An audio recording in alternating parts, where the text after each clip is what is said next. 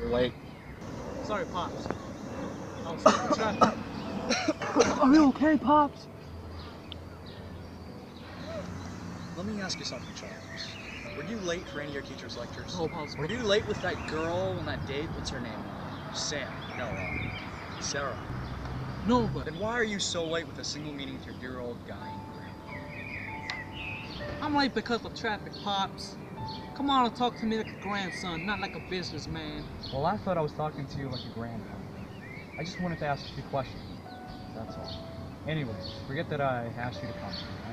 I wanted to give you a few tips before you graduate. I know. Go straight into a business school.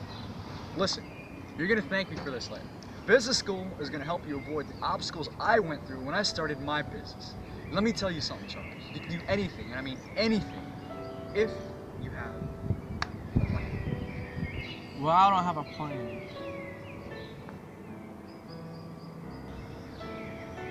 You know, when I was your age, I didn't have a plan. Really? Yeah, I was a pawn dancing on a chessboard when I was your age.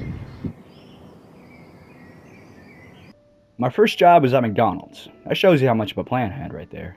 I had to take care of my sister. Because our parents weren't around most of the time, the responsibility of raising my sister was all put on me. My parents only came back if they needed to rest. I felt like we were mistakes and we were supposed to handle ourselves.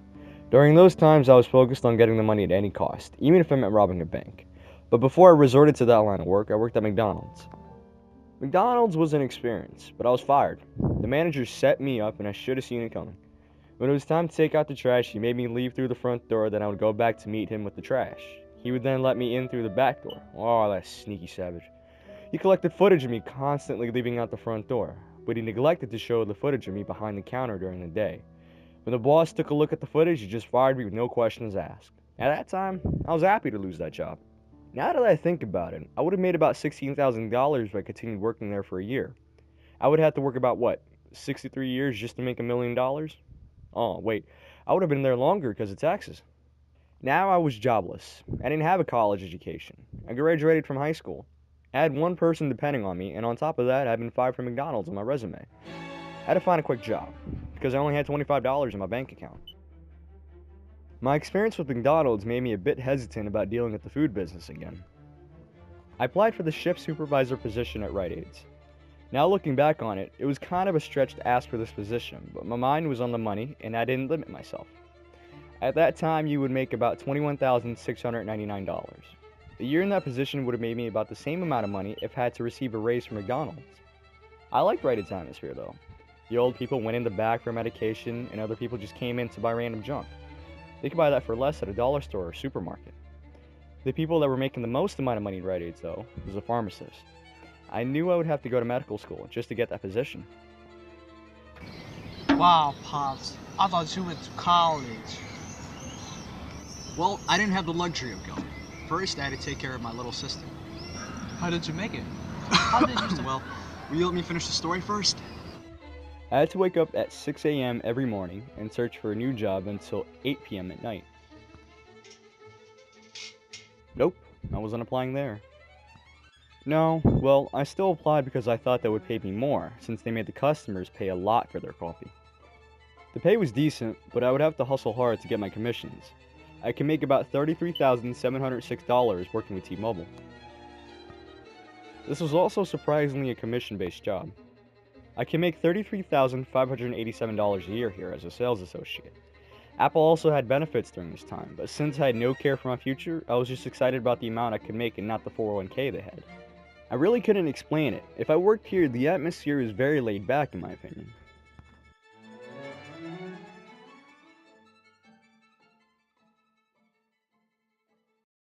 One day I received a call from a job I didn't expect to get. It wasn't your everyday job, but a job is a job. I was like a stenographer, but instead of using a typewriter, I had a pencil and a pad. My job required me to follow around a businessman wherever he went and take down all of his conversations. I sent in a sample of my handwriting, and I guess he fell in love with my penmanship. I didn't complain about how weird this job was, though. I worked for this man for a solid year. I want to have a little talk to you. Give me a second. Come on, get up. So I was thinking, I want to give you a raise. I really appreciate how you work with determination for my company. You're one of the best workers I ever had. Oh, wow. Thank you. No problem. Thank you, No problem. I do really wish to have you for the next couple of years. You're such a great hard worker. I hope to be here too. You don't find that many workers out here. No. I appreciate your job. Thank you. I appreciate what you do for Potential Wireless. Thank you, man. Life at this point was wake up, work, sleep, wake up, work, sleep. I knew I wouldn't be working for this man for many years. I would be replaced. I felt stuck here like I wasn't growing up. I was just helping a man accomplish his dreams. I decided at that point that it was time for me to have a plan. I woke up every morning and wrote down my plans. I did this until I finally found something that made me a ton of money. If I wanted to get my way this time, I had to become a businessman. I wanted to start small, and the best place to start was in people's pockets. Whoa, Pops! Shut up, boy! I mean, what's in people's pockets? A smartphone. Phones were always on our person, so why not take advantage of this fact?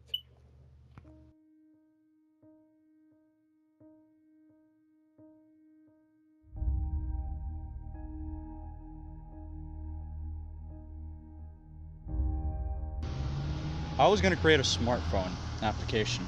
First, I needed to figure out what type of app people would be interested in. I was going to poll 500 people in the city of Philadelphia. I had test apps for the people to view. One app was a social media app, while the other was a game app.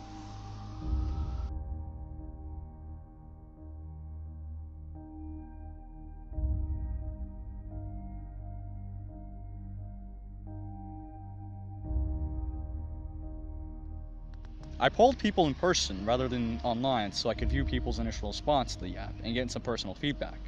I would also collect the data faster this way instead of waiting for random kids to take my survey online. It was a long day, but I eventually polled 500 people.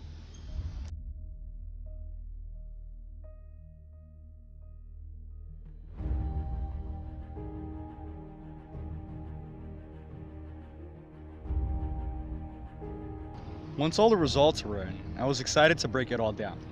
75 people didn't like either of the apps. 190 people chose the game app, and 235 people chose the social media app.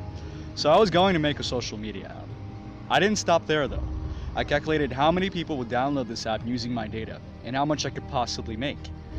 235 of 500 is 47%. The population of Philadelphia during that time was roughly 1,526,006 people.